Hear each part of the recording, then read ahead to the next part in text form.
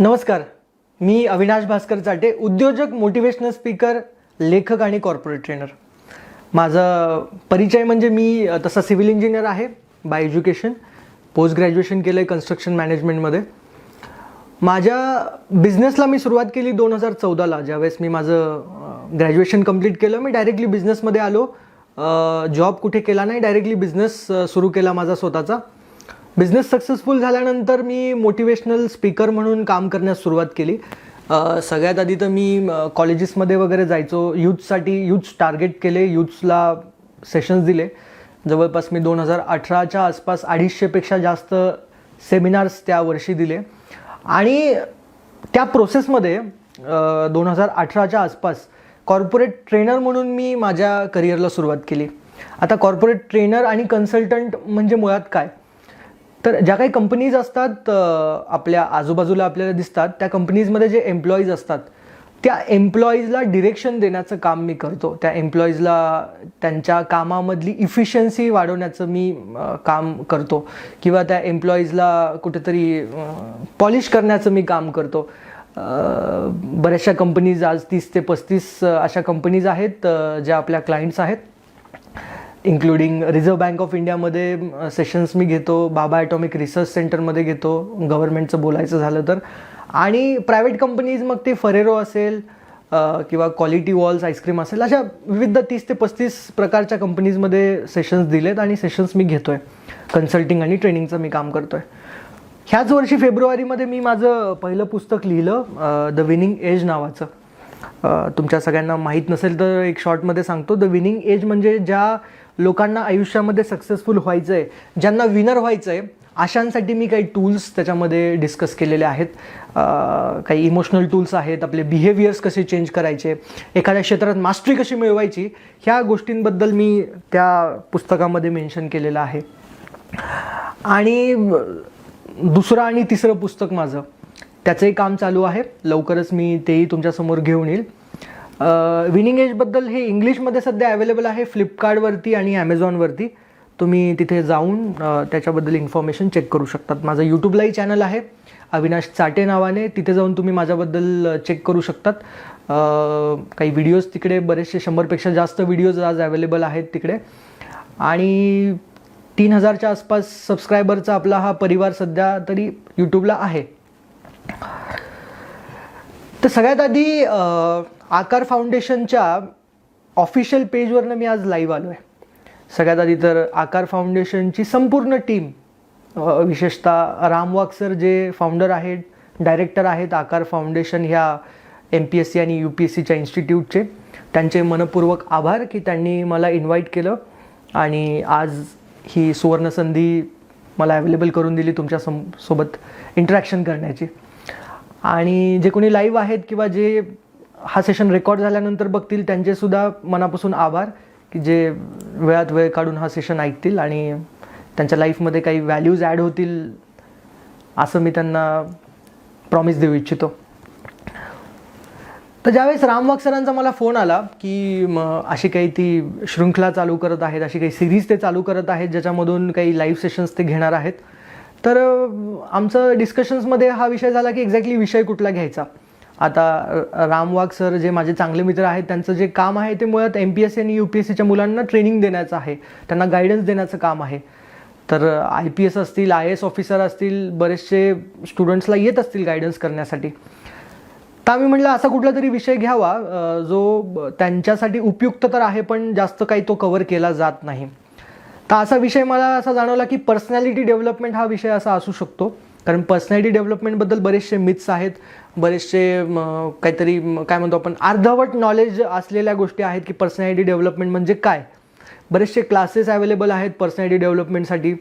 आणि मला वाटतं की पर्सनॅलिटी डेव्हलपमेंट हा एक महासागर आहे, खूप मोठा विषय आहे. त्याला कुठेतरी आज आपण एलॉबरेट करण्याचं, त्याचं कुठेतरी आज विश्लेषण करण्याचा प्रयत्न करूयात.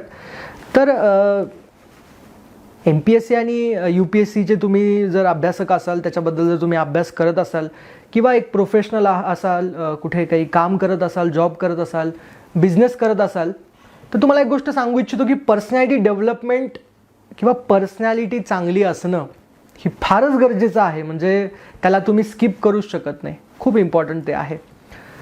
तर मुळात पर्सनॅलिटी डेव्हलपमेंट म्हणजे काय? आपण बघतो, मी रिसेंटली एक रिपोर्ट वाचला होता KPMGचा. 75% मुलं जे आज ग्रॅज्युएट आहेत ना, ते अनएम्प्लॉयेबल आहेत. तुम्ही अशा प्रकारचे रिपोर्ट्स ऐकले असतील. आणि आता हा कोरोना काळ, ह्या कोरोना काळानंतर आपल्याला काहीच माहीत नाही आहे काय होईल, जॉब्स कमी होतील असं तर आपल्या सध्या कानावरती पडतं आहे. मग अशा फेजमध्ये, अशा वातावरणामध्ये आपण कसं आपल्याला मोल्ड करायचं, कसं आपल्याला आपण ग्रो करायचं, हे फार महत्त्वाचं आहे आज. तर म्हणून हा विषय आहे पर्सनॅलिटी डेव्हलपमेंटचा. पर्सनॅलिटी डेव्हलप जर असेल, पर्सनॅलिटी जर चांगली असेल, तर कुठंतरी थोडंसं कमी स्ट्रगल होतं किंवा लवकर यश मिळतं किंवा एखाद्या गोष्टीमध्ये आपल्याला कन्व्हर्जन लवकर मिळून जातं. तुम्ही ह्याला मान्य करत असाल. आता पर्सनॅलिटी डेव्हलपमेंट म्हणजे काय? बरंच आपल्याला वाटतं की चांगले लुक्स असणं, चांगलं कम्युनिकेशन असणं, त्याचं बॉडी लँग्वेज असणं किंवा त्याचं ड्रेसिंग सेन्स असणं म्हणजे पर्सनॅलिटी डेव्हलपमेंट. बऱ्याचशा इन्स्टिट्यूट्समधून किंवा आपण बरेचसे कोर्सेस करतो, त्याचाही सिलेबस कुठेतरी ह्याच्या आसपासच असतो. आपणही मोठे सक्सेसफुल लोक बघतो, आपण काय लगेच एकदम फ्रँकली आपण म्हणतो ना की यार काय पर्सनॅलिटी आहे जबरदस्त, ह्या व्यक्तीची जबरदस्त आहे. तर आपण जे बघतो, मला वाटतं की ते महासागरात जे आईसबर्ग्स असतात, त्या आईसबर्गचा आपण वरचा छोटासा हिस्सा बघतोय. तो वरचा छोटासा हिस्सा म्हणजे त्यांचं ड्रेसिंग सेन्स असेल, त्यांचं बोलण्याची शैली असेल, त्यांचं कम्युनिकेशन असेल, हे सगळं बरोबर आहे, मान्य आहे मला, ते महत्त्वाचं आहे. पण पाण्याखालचा जो बहुतांश मोठा हिस्सा आपण कुठेतरी नजरअंदाज करतो, आपण त्याच्याकडे बघतच नाही.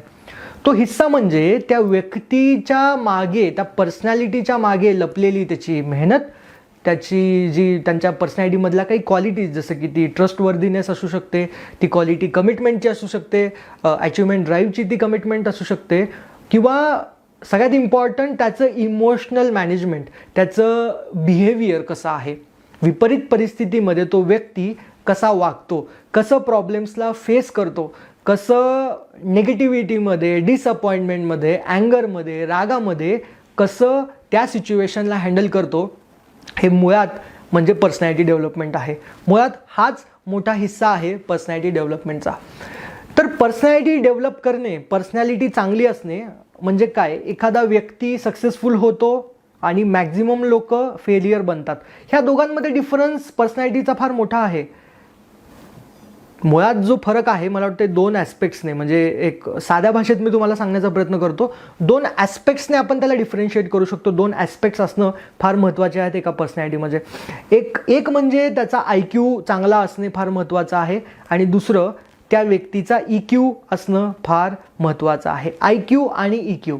आता IQ आपण लहानपणीपासून ऐकतो. IQ म्हणजे इंटेलिजन्स क्वेश्चंट, म्हणजे त्याच्यामध्ये किती इंटेलिजन्स आहे. लहानपणीपासून आपण शाळेत जातो, कॉलेजेसमध्ये जातो, क्लासेस करतो, सगळीकडे तुम्ही बघा आपण जो अभ्यास करतोय, बहुतांश युनिव्हर्सिटी ह्या देशातल्या, आपला फोकस कशावरती आहे?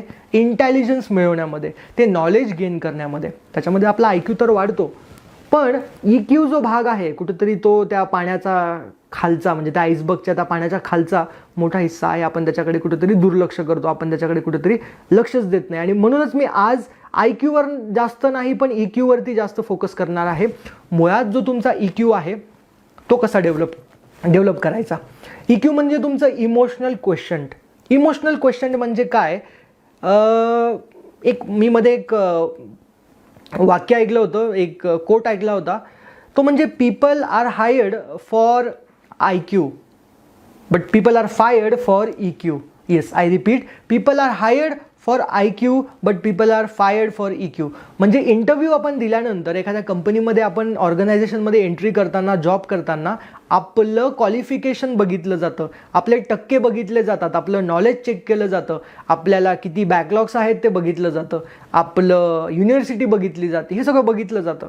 पण ज्यावेळेस तो व्यक्ती कंपनीमध्ये येतो, ऑनबोर्ड येतो, काम करायला लागतो, त्याला बाहेरचा रस्ता म्हणजे त्याला बाहेर कंपनीतून काढलं का जातं माहिती आहे? IQमुळे नाही, तर त्याच्या EQमुळे काढलं जातं. तो इमोशनली किती वीक आहे किंवा इमोशनली तो किती स्ट्रॉंग आहे, ह्याच्यावरती त्या व्यक्तीची डेव्हलपमेंट अवलंबून आहे. इवन तुम्ही बघा, कुठल्याही व्यक्तीची ग्रोथ जी असते कंपनीमध्ये, तर बरेच लोक लागतात, पण त्या कंपनीमध्ये नेक्स्ट लेवलला किती लोक जातात, किती लोकांचं प्रमोशन होतं, किती लोकांचं डेव्हलपमेंट होतं. तुम्ही MPSC UPSC करत असाल, काहीच लोक का ती एक्झाम क्रॅक करतात? मुळात EQ त्यांचा स्ट्रॉंग असतो, लक्षात घ्या. 10वीपर्यंत आपण बघतो की मुलं टॉपर्स असतात, आपण त्यांच्याकडे बघतो, आपल्याला वाटतं काहीतरी सुपर पॉवर आहे. जो टॉपर आहे 10वीचा, आपल्याला वाटतं की काहीतरी सुपर पॉवर आहे म्हणून तो यशस्वी होतोय. आज वळून बघितल्यानंतर मला जाणवतं की 10वीमध्ये जो माझ्या क्लासमधला टॉपर होता त्याच्या आणि माझ्या नॉलेजमध्ये फरक नव्हता, त्याच्या आणि माझ्या टॅलेंटमध्ये फरक नव्हता, त्याच्या आणि माझ्या IQमध्ये मुळात जास्त फरक नसेल, त्याच्या आणि माझ्या EQमध्ये फरक होता.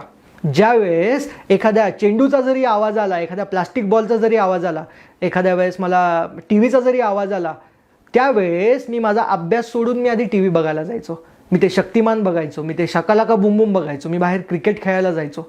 पण जो व्यक्ती टॉपर होता त्यावेळेस तो व्यक्ती ह्या टेम्पटेशनला कुठंतरी दाबायचा, ह्या टेम्पटेशनला, ह्या डिस्ट्रॅक्शनवरती मात करायचा, आणि म्हणून तो त्या क्लासचा टॉपर होता.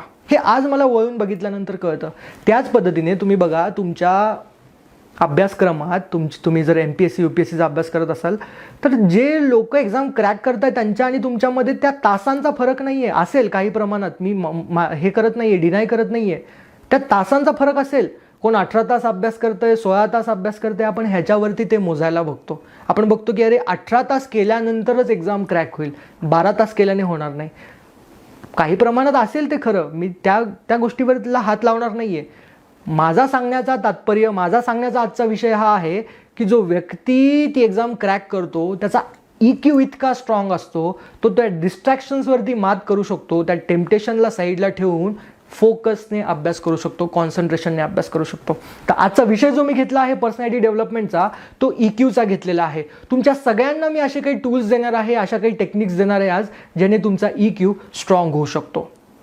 आता EQ डेव्हलप करण्यासाठी मुळात किती क्वालिटीज असणं इम्पॉर्टंट आहे, किती फॅक्टर्स आहेत? मला वाटतं की टोटल 25च्या आसपास अशा क्वालिटीज आहेत ज्या EQसाठी महत्त्वाच्या आहेत. आज फेसबुक लाईव्हमध्ये मी सगळे टॉपिक्स तर कव्हर करू शकणार नाही, त्यासाठी मी माझं नवीन जे पुस्तक लिहितोय 25 क्वालिटीज ॲट वर्कप्लेस नावाचं, त्याच्यामध्ये ह्या गोष्टी मी मेन्शन केल्यात. आज मी तुम्हाला 3 ते 4 क्वालिटीज अशा देण्याचा प्रयत्न करेल ज्या तुम्ही ऐकल्यानंतर, ज्या जर तुम्ही डेव्हलप केल्या तर अर्थात तुमचा EQ स्ट्रॉंग होईल. तर पहिली क्वालिटी आपण घेऊ, पहिला पॉईंट आपण घेऊ EQ स्ट्रॉंग करण्याचा. EQ जर तुम्हाला स्ट्रॉंग करायचं असेल तर पहिला पॉईंट म्हणजे तुमचं इमोशनल अवेअरनेस. येस, मी परत सांगतो, इमोशनल अवेअरनेस. तुम्हाला किती जागरूकता आहे तुमच्या इमोशन्सबद्दल. आपण बघतो बऱ्याचदा रिपीटेड फेलियर्समधून, एका परीक्षेत नापास झाल्यानंतर, दुसऱ्या परीक्षेत नापास झाल्यानंतर, ह्याला आपण रिपीटेड फेलियर्स म्हणतो. सातत्याने अपयश आल्यानंतर आपण त्याला कसं हँडल करतो, त्या स्ट्रगलला आपण कसं बघतो, त्या फेजमध्ये आपण निराश होऊन बसतो का आपण अजून मेहनत करतो. त्या फेजमध्ये ज्यावेळेस रिपीटेड फेलियर्स येतात आपण झोपून टेन्शन घेतो, काही चुकीच्या गोष्टी करायला लागतो का आपण आपल्या चुका शोधण्याचा प्रयत्न करतो. ज्यावेळेस आपण रागात असतो तर आपण एखादी गोष्टी हातातल्या घेऊन इकडे तिकडे फेकतो, फोडतो, चिडचिड करण्याचा प्रयत्न करतो का त्या सिच्युएशनला आपले इमोशन्स समजून आपण स्वतःला कुठेतरी शांत करण्याचा प्रयत्न करतो, म्हणजेच इमोशनल अवेअरनेस. ही एक अशी क्वालिटी आहे मित्रांनो जी तुमच्यामध्ये जर आली ना तर तुम्ही तुमच्या इमोशन्सला हँडल करू शकतात, तुमच्या इमोशन्सला तुम्ही ग्रॅब करू शकतात, त्यावरती ताबा घेऊ शकतात, त्याच्यावरती मात करू शकतात, त्याला कॉन्कर करू शकतात. एक उदाहरण मी तुम्हाला सांगतो, एका उदाहरणातून मी तुम्हाला सांगण्याचा प्रयत्न करतो. एक बॉस आहे कंपनीचा आणि त्या कंपनीच्या बॉस आता ऑफिसला निघाला आहे. ऑफिसला निघत असताना घरामध्ये त्याचे बायकोसोबत भांडण झाले. आता बायकोसोबत भांडण झाल्यानंतर तो व्यक्ती चिडचिडच्या फेजमध्ये आहे, फ्रस्ट्रेशनमध्ये आहे, अँगरमध्ये आहे, डिसअपॉइंटमेंटमध्ये आहे. ऑफिसमध्ये पोचल्या त्याला आपला राग काही कंट्रोल होत नाही. तो काय करतो, त्या रागामध्ये आपला राग हा त्याच्या कलिग्सवरती काढतो, टीम मेंबर्सवरती काढतो, उगाच चिडचिड करायला लागतो. त्याने होतं काय, त्याने ऑफिसमधलं बाकीचं वातावरणसुद्धा खराब होतं आणि अल्टिमेटली कंपनीची इफिशियन्सी कमी होते. अशा केसमध्ये मी म्हणेल तो जो बॉस आहे, तो जो व्यक्ती आहे, इमोशनली वीक आहे, त्याचा EQ वीक आहे. असे लोक सक्सेसफुल होत नाहीत. एखादा व्यक्ती जो घरामध्ये चिडचिड होऊन सुद्धा ऑफिसमध्ये गेल्यानंतर पोलाइटली काम करतो, शांत चित्तेने काम करतो, फोकसने काम करतो, त्याचा परिणाम दुसऱ्यांवरती होऊ देत नाही, त्या इमोशन्सला समजतो, तोच व्यक्ती सक्सेसफुल होतो, त्याच व्यक्तीची पर्सनॅलिटी डेव्हलप होते आणि त्याच व्यक्तीचा EQ हा स्ट्रॉंग असतो. अजून एक उदाहरण तुम्हाला देतो, तुम्हाला कन्व्हिन्स करण्याचा प्रयत्न करतो. एक बॉस आहे, आणि तो आपल्या मार्केटिंग मॅनेजरला बोलवतो केबिनमध्ये आणि सांगतो की 2 दिवसामध्ये आपली रिव्ह्यू मीटिंग आहे, त्या रिव्ह्यू मीटिंगमध्ये तुम्ही मला प्रेझेंटेशन द्या, सगळ्या लोकांसमोर तुम्ही प्रेझेंटेशन द्यायचं आहे. आता हा व्यक्ती जो मार्केटिंग मॅनेजर आहे हे ऐकतो आणि आपल्या केबिनमध्ये जाऊन बसतो. केबिनमध्ये जाऊन बसल्यानंतर 15-20 मिनटं विचार करतो. विचार केल्यानंतर त्याला वाटतं अख्ख्या कंपनीमध्ये बॉसने मलाच का सांगितलं, अख्ख्या कंपनीमध्ये एवढे मॅनेजर्स आहेत, इतके लोक आहेत, मलाच प्रेझेंटेशन द्यायला लावतो हा नेहमी, मलाच फोकस करतो, मलाच टार्गेट करतो, माझ्यासोबत पॉलिटिक्स करतो का, माझ्यासोबत पार्शियलिटी करतो का.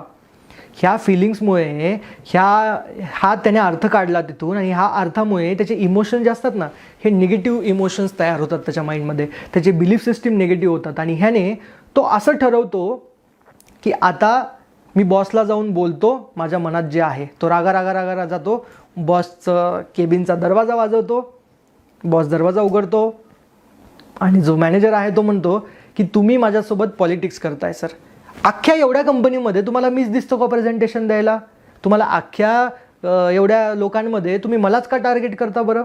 हे ऐकल्यानंतर तो जो बॉस आहे तो म्हणतो की यार तू राहू दे, मी दुसरं कोणाला तरी सांगतो, डोंट वरी. आता हा मार्केटिंग मॅनेजर निघून जातो, दुसरा मार्केटिंग मॅनेजर येतो. दुसरा मार्केटिंग मॅनेजर आल्यानंतर त्याला बॉस सांगतो की 2 दिवसात आपल्याला प्रेझेंटेशन रेडी करायचं आहे, तुम्ही त्याच्या तयारीला लागा.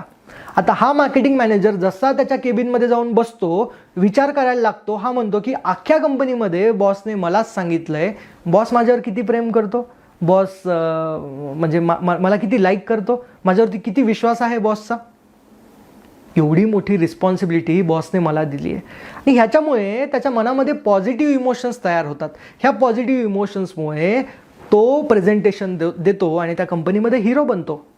जो दुसरा व्यक्ती ज्याने निगेटिव्ह इमोशन्स घेतले त्याचं काय झालं, असे लोक ग्रो होत नाहीत, असे लोक स्टक होतात. ही मुळात असते पर्सनॅलिटी. तुमचं राहणं, तुमचं बोलणं, तुमचं कम्युनिकेशन असू द्या ना वीक, तुम्ही EQने किती स्ट्रॉंग आहात, तुमचं इमोशनल अवेअरनेस किती स्ट्रॉंग आहे, ह्यावरती तुमचं भविष्य अवलंबून आहे मित्रांनो. बऱ्याचदा आपण बघतो की फीडबॅक्स दिलेले आपल्याला आवडत नाहीत. उदाहरणार्थ तुमचे एखादे कोच असतील, तुमचे गुरु असतील, तुमचे ट्रेनर असतील, तुमच्या क्लासेसमधले तुमचे टीचर असतील, ज्यावेळेस ते तुमचं कौतुक करतात त्यावेळेस आपल्याला आवडतं. माणसाची ह्युमन टेंडन्सीच आहे, आपल्याला कौतुक केलं की फार आवडतं. पण आपल्याला जर कोणी निगेटिव्ह फीडबॅक दिला तर आपल्याला मुळात ते आवडतच नाही, आपण त्याच्यापासून दूर पळतो. आणि हा पण एक मोठा प्रॉब्लेम आहे. आपण जर त्या निगेटिव्ह फीडबॅकला जर चांगल्या पद्धतीने घेतलं, चांगल्या EQने घेतलं, चांगल्या इमोशनल मॅनेजमेंटने जर त्याला घेतलं, त्याच्यावरती काम करायला सुरुवात केली, तर मला वाटते की चित्र काही वेगळं असेल तुमच्या पर्सनॅलिटीचं. आता मुद्दा येतो की इमोशनल अवेअरनेस मी तुम्हाला सांगितलं काय असतं.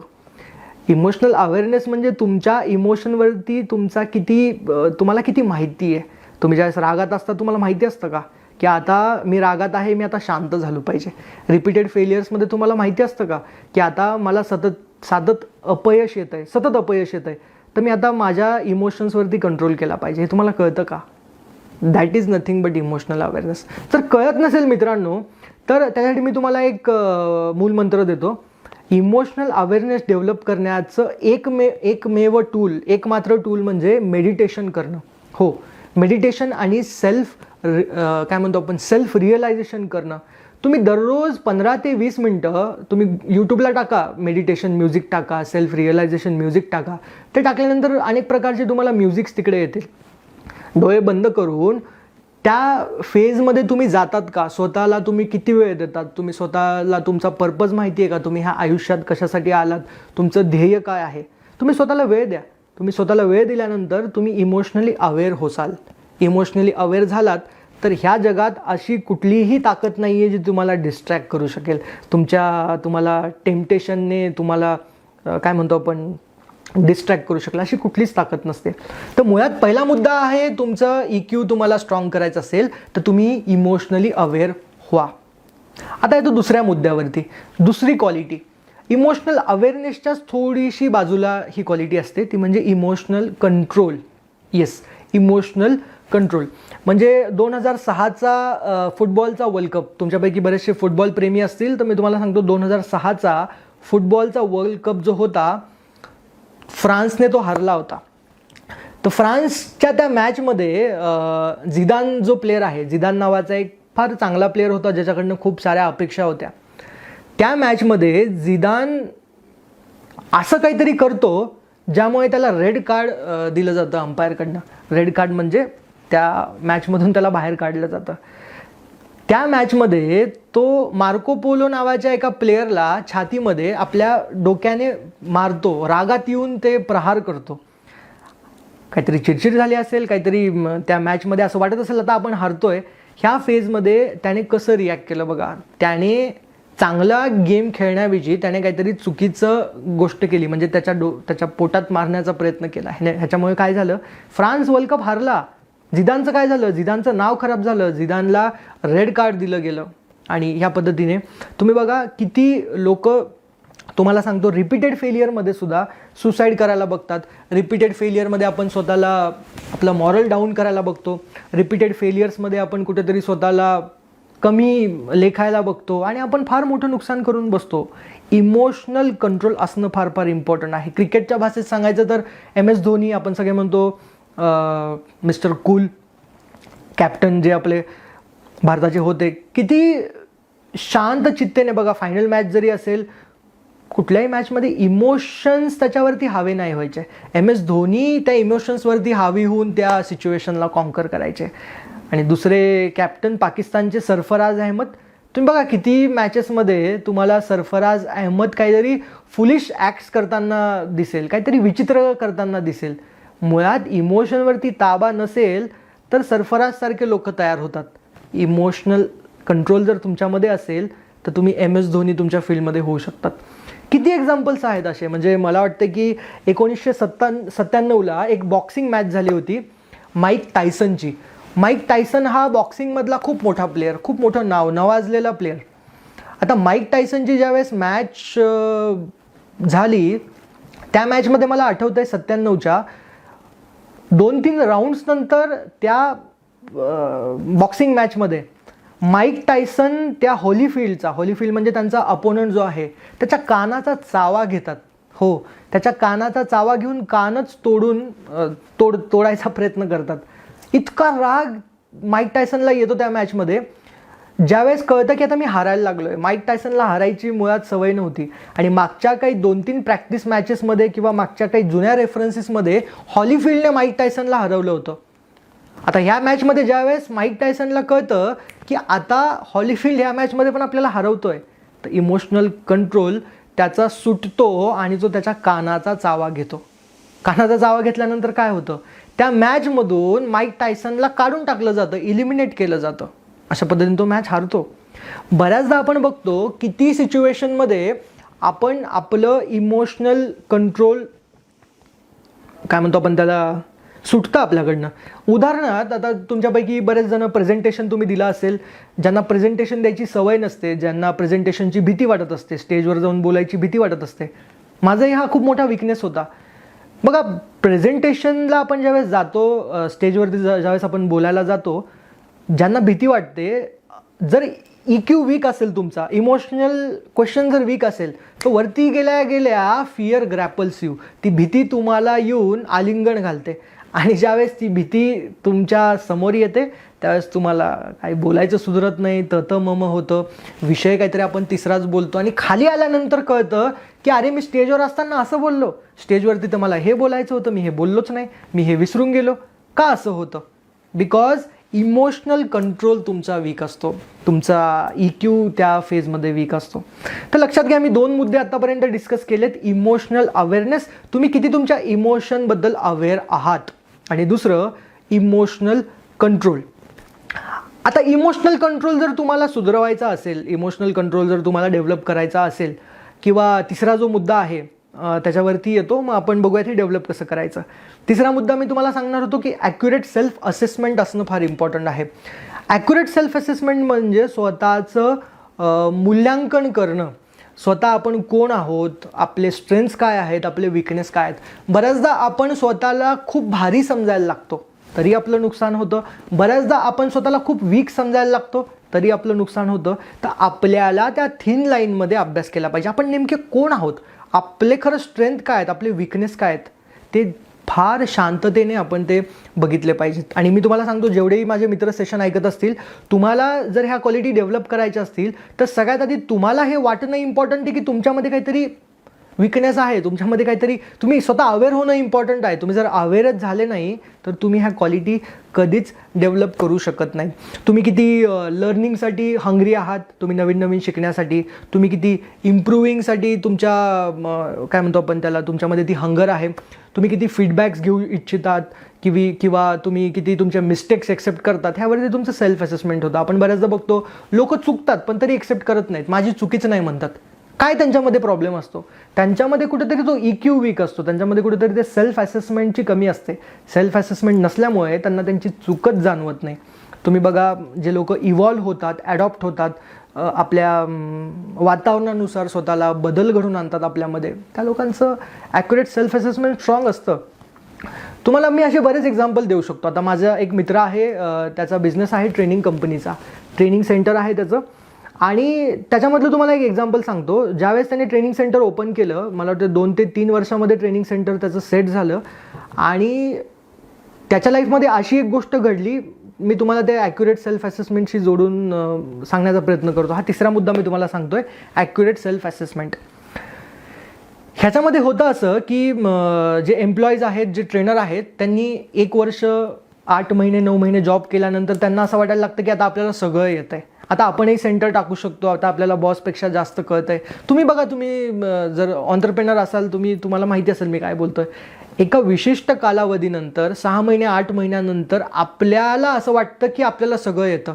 मुळात आपल्याला खूप शिकण्याची गरज असते, पण त्या पॉईंटला आपल्याला वाटतं की आपल्याला सगळं येतं, आपल्यामुळेच हे ऑफिस चालतं आहे, आपल्यामुळेच हे सेंटर चालतं आहे. आणि त्याने होतं काय, मी तुम्हाला लाईव्ह एक्झाम्पल सांगतोय. माझ्या मित्राच्या कंपनीमधून ॲट अ टाईम 5 ट्रेनर्स निघून गेले अचानकपणे. आणि ते त्याच्या बॉसला, म्हणजे माझ्या मित्राला म्हणले की आता आम्ही जातोय, आम्ही स्वतःचं ट्रेनिंग सेंटर सुरू करतोय. आता ह्याच्यामध्ये मुळात काहीच चुकीचं नाही आहे, स्वतःचं ट्रेनिंग सेंटर टाकणं मुळात काही चुकीचं नाही आहे. पण तुम्ही स्वतः आधी ॲक्युरेट सेल्फ असेसमेंट केलं आहे का? तुम्हाला कळतं आहे का तुम्हाला किती येतं, तुमचे विकनेस काय, तुमच्या स्ट्रेंथवर तुम्ही काम केलं आहे का? ह्या एक्झाम्पलमध्ये हे 5 लोक जातात, स्वतःचं ट्रेनिंग सेंटर टाकतात आणि तुम्हाला सांगतो 6 ते 8 महिन्यानंतर सपशेल हे ट्रेनिंग सेंटर आपटतं, फेलियर त्यांच्या हाती लागतं. त्या 5ही जणांची पार्टनरशिप ब्रेक होते आणि सगळे वेगळ्या वेगळ्या दिशेला जातात. मुळात इथे प्रॉब्लेम काय होता? मुळात इथे EQचा प्रॉब्लेम आहे, इथे इमोशनल क्वेश्चनचा प्रॉब्लेम आहे. ह्यांनी स्वतःचं ॲक्युरेट सेल्फ असेसमेंटच केलं नाही. जर त्यांनी स्वतःचं ॲक्युरेट सेल्फ असेसमेंट नीट केलं असतं, स्वतः ओळखलं असतं की आपण कोण आहोत, आपल्या स्ट्रेंथ्स काय आहेत, आपल्या विकनेस काय आहेत, स्वतः जर आधी वेळ दिला असता, चांगला कोच त्यांनी निवडला असता, किंवा माझा मित्र जो आहे ट्रेनिंग सेंटरचा, त्याला जर म्हणले असते की आम्ही सेंटर नवीन टाकतोय, आम्हाला काही गोष्टी तुम्ही शिकवा, किंवा मी म्हणेल की स्वतःला आधी वेळ दिला असता, स्वतः जर त्या फील्डमध्ये काही शिकले असते तर ते कदाचित ते फेलियर नसतं झालं, कदाचित ते ट्रेनिंग सेंटर हिट झालं असतं. तर मुळात आपलं चुकतं कुठं? आपण स्वतःचं मूल्यांकन, काय म्हणतात त्याला, ॲक्युरेट सेल्फ असेसमेंटच आपण करत नाही आणि ह्यामुळे बऱ्याचदा फेलियर हाती लागतं. असंच तुम्हाला एक एक्झाम्पल मी सांगतो विनोद कांबळे यांचं. विनोद कांबळे तुमच्यापैकी बऱ्याच जणांना माहिती असतील. भारताच्या क्रिकेट टीममध्ये ज्यांनी पदार्पण केलं होतं सचिनसोबत. सचिन आणि विनोद कांबळे हे लहानपणीचे मित्र. त्यावेळेस असं मानलं जायचं, म्हणजे त्यांची एक पार्टनरशिपसुद्धा फार हिट होती, 600-700 रनांची काहीतरी दोघांची पार्टनरशिप होती. त्यावेळेस असं मानलं जायचं की विनोद कांबळे सचिनपेक्षा टॅलेंटेड आहे, विनोद कांबळे सचिनपेक्षा जबरदस्त प्लेअर आहे. मग असं काय झालं की Sachin God of the cricket झाले आणि विनोद कांबळे एक फेलियरचा सिम्बॉल बनून राहिले? मुळात EQचाच प्रॉब्लेम होता, टॅलेंटचा नव्हता. लक्षात घ्या मित्रांनो, EQ कसं विनोद कांबळे यांचं वीक होतं, कसं फीडबॅक घ्यायला त्यांना आवडायचे नाही. ज्यावेळेस भारताच्या क्रिकेट टीममध्ये त्यांचं पदार्पण झालं, बरेच चांगले रेकॉर्ड्स त्यांच्या नावी झाले, चांगलं त्यांनी खेळायला सुरुवात केली, जबरदस्त त्यांचा बोलबाला होता सगळीकडे. आणि ज्यावेळेस त्यांनी काही चांगले परफॉर्मन्स दिले, खूप सारा पैसा कमवला, नाव कमवल्यानंतर डिस्ट्रॅक्शन्स त्यांच्यावरती हावी व्हायला लागले, टेम्पटेशन त्यांच्यावरती हावी व्हायला लागले, चुकीच्या गोष्टी करायला लागले, पार्टीज करायला लागले. आणि मी एका आर्टिकलमध्ये वाचलंय, त्यांची पत्नी, त्यांची बायको त्यांना सांगायची की अशा गोष्टी करू नका ज्याच्यामुळे तुमचा क्रिकेटवरती परिणाम होईल. पण त्यांनी मुळात कोणाचं ऐकलंच नाही. त्यांचे कोचेस त्यांना सांगायचे, त्यांचे मित्र त्यांना सांगायचे, सगळे त्यांना सांगून दमले. पण विनोद कांबळे चुकीचं ॲक्युरेट सेल्फ असेसमेंट करून बसले होते. त्यांना वाटायचं की त्यांच्यामध्ये जे टॅलेंट आहे त्याची काही तोडच नाही आहे. ॲक्युरेट सेल्फ असेसमेंट म्हणजे फीडबॅक घेणंसुद्धा त्याच्यातला एक मोठा पार्ट आहे. त्यांना सतत फीडबॅक दिल्यानंतरसुद्धा ते कोणाचंच ऐकायचे नाहीत. त्यांना वाटायचं की मला क्रिटिसाइज केलं जातं आहे, मला चुकीचं सांगितलं जातं आहे. आणि रिझल्ट काय झाला मित्रांनो? करिअर त्यांचं संपलं. म्हणजे भारताच्या टीममध्ये जर सगळ्यात जास्त कोणी कमबॅक केले असतील तर विनोद कांबळे आहेत. एवढे कमबॅक करून सुद्धा आपलं स्वतःचं स्थान निश्चित नाही करू शकले. तिकडे सचिन मोठं नाव कमवलं, गॉड ऑफ द क्रिकेट, मला काही वेगळं सांगायची गरज नाही. मुळात फीडबॅक जे आपण घेत नाही, फीडबॅकपासून जे आपण पळतो त्याने फार मोठं नुकसान होतं. त्याने आपलं EQ मुळात सुधारतच नाही. फीडबॅक कसा घ्यायचा मी सांगणार आहे शेवटी तुम्हाला. नवज्योत सिंग सिद्धू सुद्धा एक असंच उदाहरण आहे. नवज्योत सिंग सिद्धू आणि विनोद कांबळीमधलं अंतर बघा. नवज्योत सिंग सिद्धू सुद्धा ज्यावेळेस क्रिकेटमध्ये आले त्यांना ड्रॉप केलं गेलं चुकीच्या परफॉर्मन्समुळे. त्यांना क्रिटिसिझम, त्यांचं एक खलीज टाईमवरती आर्टिकल आलं होतं, सिद्धू अ स्ट्रोकलेस वंडर. त्यांनी ते पत्र वाचलं, ते न्यूजलेटर वाचलं, एका रूममध्ये स्वतःला बंद केलं, वडिलांना रडताना बघितलं, असं चुकीचं आर्टिकल आलेलं. बघा किती घाणेरडा फीडबॅक असतो ज्यावेळेस पेपरवरती, न्यूजपेपरवरती तुमचं नाव येतं आहे आणि तेव्हा तर न्यूजपेपरसुद्धा कमी होते. त्या न्यूजपेपरवरती लिहिलं आहे सिद्धू अ स्ट्रोकलेस वंडर, जो खेळूच शकत नाही, ज्याच्यामध्ये स्ट्रोकच नाही आहे त्याच्या बॅटिंगमध्ये. अशा परिस्थितीमध्ये, अशा फीडबॅकमध्ये तो विनोद कांबळे नाही झाला. नवज्योत सिंग सिद्धूने स्वतःवरती मेहनत केली, 4.5 वर्ष स्वतःवरती मेहनत केली. आणि मध्ये त्यांचं यूट्यूबला भाषण आहे सुंदर, तुम्ही ऐका. त्या 4.5 वर्षामध्ये मला वाटतं 2-2.5 वर्षानंतर त्यांच्या वडिलांचं सुद्धा निधन झालं. तरीसुद्धा डिस्ट्रॅक्ट नाही झाले, तरीसुद्धा मेहनत करणं नाही सोडलं. 4.5 वर्ष कंटिन्युअस प्रॅक्टिस करतायत. रिझल्ट आपल्याला माहिती आहे. नवज्योत सिंग सिद्धू फार मोठे प्लेयर बनून गेले, एक सक्सेसचा सिम्बॉल आहेत आज. तर मुळात फरक काय असतो? फरक मुळात टॅलेंटमध्ये नाही आहे, फरक मुळात त्या IQमध्ये नाही आहे. 15% असेल, मी परत सांगतो, त्याच्यावरती डिबेट नाही करते मी.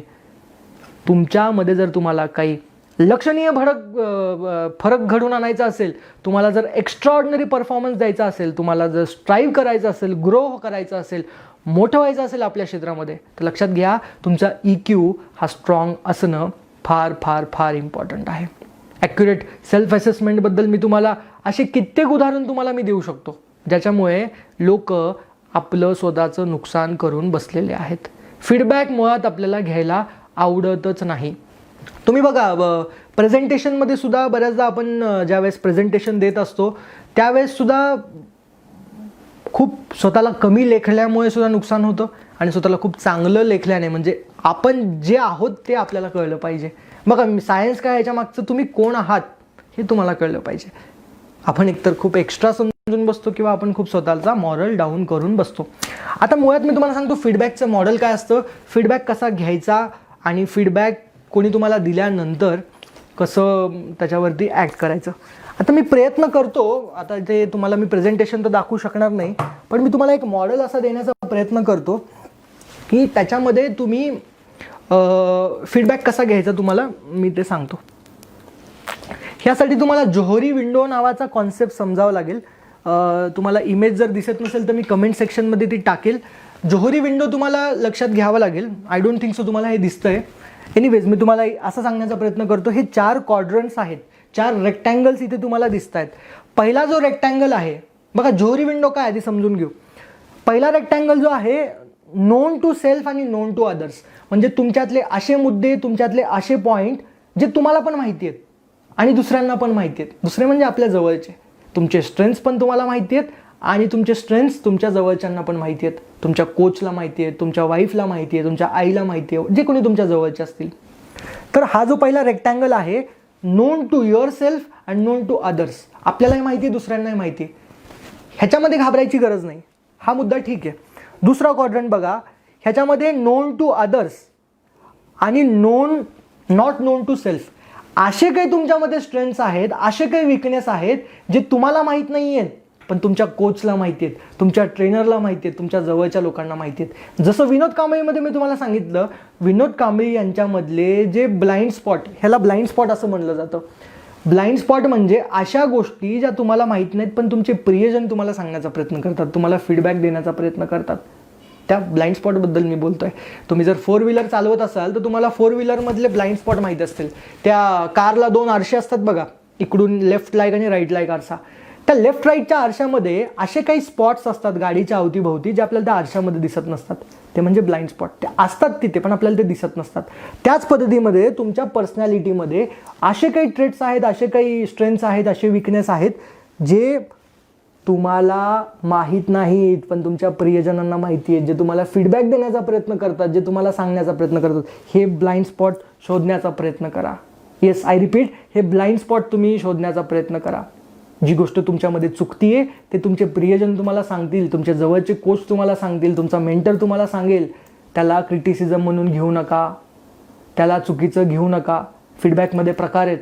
क्रिटिसाइज करणारे लोक हे वेगळे असतात, त्यांच्याबद्दल मी बोलत नाही आहे.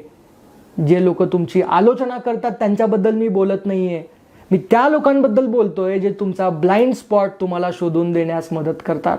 तुमच्या क्लासेसचे तुमचे टीचर असतील, तुमचे ट्रेनर असतील, तुमचे कोच असतील, तुमच्या जवळचे लोक हा तुम्हाला ब्लाइंड स्पॉट सतत शोधून देण्याचा प्रयत्न करतात. तो तुम्ही ऐकून घ्यायचा प्रयत्न करा, त्याच्यावरती मेहनत करा जर तुम्हाला विनोद कांबळी व्हायचं नसेल तर. आणि हे जे बाकीचे मुद्दे आहेत, काही गोष्टी असतात जे नॉट नोन टू अदर्स, म्हणजे हे दुसऱ्यांना माहीत नाही आहेत आणि तुम्हाला माहिती आहेत. असेही काही मुद्दे असतात आणि असेही काही मुद्दे असतात जे तुम्हालाही तुमच्यातल्या गोष्टी माहीत नाहीत आणि दुसऱ्यांनाही माहीत नाहीत. ह्या 3 रेक्टँगल्सबद्दल मी आज बोलत नाही आहे. मी तुम्हाला सांगतोय ह्या ब्लाइंड स्पॉटवरती. ब्लाइंड स्पॉट तुमच्या आयुष्यामध्ये असतोच असतो. माझ्याही लाईफमध्ये आहे. माझे कोच मला सतत डेव्हलपमेंटबद्दल सांगत असतात. तुम्ही 1 वर्षापूर्वीचे माझे यूट्यूबला जाऊन व्हिडिओ चेक करा. ज्या पद्धतीने मी बोलतोय, ज्या पद्धतीने मी सेशन घेतोय, त्याच्यामध्ये आणि आजमध्ये जमीन आसमानचा फरक आहे. हा बदल कुठून घडून आला? अजूनही खूप मोठा पल्ला गाठायचा आहे, अजूनही खूप चांगलं डेव्हलपमेंट बोलण्यामध्ये करायचं आहे. तर जोपर्यंत मी माझ्या कोचचं ऐकणार नाही, जोपर्यंत मी माझ्या गुरुचं ऐकणार नाही, तोपर्यंत मी ह्याच्यामध्ये डेव्हलपमेंट मुळात आणूच शकत नाही. सतत कंटिन्युअस जर आपल्याला ते फीडबॅक देत राहिले, आपल्याला ब्लाइंड स्पॉट तो शोधायचा असतो. आणि जसा तुम्हाला ब्लाइंड स्पॉट हा मिळेल, जसा ब्लाइंड स्पॉट तुम्ही शोधाल, तुम्हाला जर वाटलं ब्लाइंड स्पॉटच नाही आहे, असं काही नाहीच आहे तुमच्यामध्ये कमी, तर आय एम सॉरी, तुमचं काहीच होऊ शकत नाही. पण जर तुम्हाला ब्लाइंड स्पॉट शोधायचा असेल, तुमच्या जवळच्या लोकांना भेटा, त्यांना सांगा ब्लाइंड स्पॉट शोधण्यामध्ये माझी मदत करा आणि ब्लाइंड स्पॉट आपले शोधा, त्याच्यावरती काम करा. तर मुळात मी 3 मुद्द्यांवरती आज बोललो. पहिलं, इमोशनल तुमचं अवेअरनेस इम्पॉर्टंट आहे. दुसरं, तुमचा इमोशनल कंट्रोल इम्पॉर्टंट आहे. तिसरं, ॲक्युरेट सेल्फ असेसमेंट असणं फार इम्पॉर्टंट आहे. बरोबर की नाही? ह्या 3 मुद्द्यांवरती मी बोललो. अजूनही अशा बऱ्याच गोष्टी आहेत. मी मागच्या सेशनमध्ये लिस्निंगवरती बोललो होतो की ऐकणं इम्पॉर्टंट आहे का बोलणं इम्पॉर्टंट आहे चांगल्या पर्सनॅलिटीमध्ये, एक चांगला लीडर होण्यामध्ये. त्याच्यामध्ये फेसबुकला पण तो व्हिडिओ आहे, यूट्यूबला पण आहे, तुम्ही चेक करा. त्यामध्ये मी सांगितलं आहे की ऐकणं मुळात इम्पॉर्टंट आहे. बोलू तर कोणीही शकतं. तुम्ही किती समोरच्याचं ऐकता, कसं ऐकता, कुठल्या एक्सप्रेशनने ऐकता, त्याला समजून घेतात का? लिस्निंग फार महत्त्वाचं आहे. मग तो सेल्सचा जॉब असेल, तुम्ही एक ॲडमिनिस्ट्रेटर म्हणून काम करणार असाल, उद्या अधिकारी म्हणून काम, तुम्ही किती लोकांचं ऐकतात, कसं ऐकतात. लिसनिंग एक मोठी ॲबिलिटी असू शकते तुमच्या पर्सनॅलिटीमध्ये. तुमच्यामध्ये अचिव्हमेंट ड्राईव्ह आहे का? अचिव्हमेंट ड्राईव्हमध्ये ती सतत हंगर आहे का? एखादी गोष्ट तुम्ही मिळवल्यानंतर पण तुमच्यामध्ये भूक आहे का अजून पुढे जाण्याची, अजून मेहनत करण्याची? हा पण एक मोठा मुद्दा आहे, अचिव्हमेंट ड्राईव्ह. तुमच्यामध्ये कमिटमेंट आहे का? कमिटमेंट काही मिळवण्याची किंवा ते आपण म्हणतो ना एखाद्या कामाबद्दलची कमिटमेंट असणं फार इम्पॉर्टंट आहे. त्याच्यावरती पण व्हिडिओज माझे यूट्यूबला अवेलेबल आहेत, तुम्ही बघा. बरेच मुद्दे आहेत असे. ट्रस्टवर्दीनेस एक पॉईंट असू शकतो, तुमच्यामध्ये आहे का? तुम्ही जर ट्रस्टवर्दी माणूस नसाल तर तुमची पर्सनॅलिटी चांगली नाही आहे. आज मला तुम्हाला हे सांगायचं आहे की पर्सनॅलिटी डेव्हलपमेंट म्हणजे त्या बाहेरी गोष्टींवरती फोकस नका करू. ते दिसणं, ते राहणीमान, ते तुमचं बोलणं वागणं इम्पॉर्टंट आहे, मी नाही म्हणत नाही, त्याच्यावरती फोकस करा. पण इंट्रिन्सिक फॅक्टर्सवरती जास्त फोकस करा, आतमधील गोष्टींवरती फोकस करा. आतमधून जर तुम्ही व्यवस्थित झालात, आतमधून जर तुमचा EQ चांगला झाला, तर मी खूप शुअर आहे की ते तुमच्या पर्सनॅलिटीमध्ये रिफ्लेक्ट होईल. तुमच्या बाहेरी, तुमच्या मी म्हणेल की त्या तुमच्या कॅरेक्टरमध्ये ते रिफ्लेक्ट होईल आणि तुम्ही एक चांगली पर्सनॅलिटी म्हणून ग्रो व्हाल. तर मी आशा करतो की तुम्हाला हा सेशन आजचा आवडला असेल. मी प्रयत्न केला की कमीत कमी वेळेमध्ये हा सेशन घ्यावा, कारण फेसबुकला मी जाणतो बरेचसे डिस्ट्रॅक्शन्स असतात. आपल्याला तो सेशन पूर्ण बघता येईल का नाही ह्याच्यावरती प्रश्नचिन्ह असतो. शॉर्टमध्ये निपटवण्याचा मी प्रयत्न केला आहे. तुम्हाला काही क्वेरीज असतील, तुम्हाला काही प्रश्न असतील, तुम्ही कमेंट बॉक्समध्ये ते टाकून द्या. मी त्याचे उत्तरं तुम्हाला तिथेच रिप्लाय करेल, त्याच कमेंट सेक्शनमध्ये. आणि मुळात आजपासून EQ फोकस करा, तुमच्या इमोशनल क्वेश्चनवरती. तुम्हाला यश हे नक्की मिळेल. धन्यवाद देऊ इच्छितो परत एकदा मी राम वाघ सरांना, आकार फाउंडेशनच्या पूर्ण टीमला आणि तुम्हा सगळ्यांना ज्यांनी हा सेशन माझा अटेंड केला, आणि त्याच्याबद्दल मी खूप खूप आभारी आहे. Thank you so much.